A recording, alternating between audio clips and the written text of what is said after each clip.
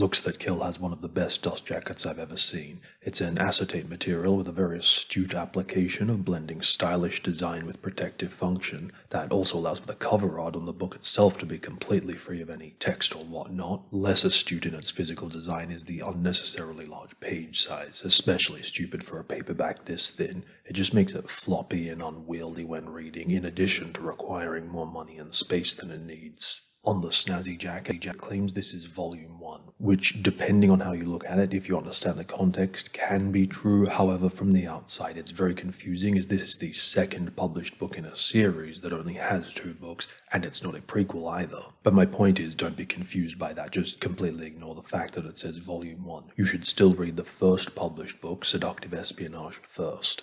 Speaking of which, before going any further in this video, it is necessary that you first watch the review I did on Seductive Espionage, or at least have read it yourself, because I'm going to be comparing the two constantly throughout this review. So I absolutely loved the first book, except for the fact there was just too little of it. So when 2 years later, 2011, a second book came out, which I did not expect to happen either, I thought my prayers had been answered.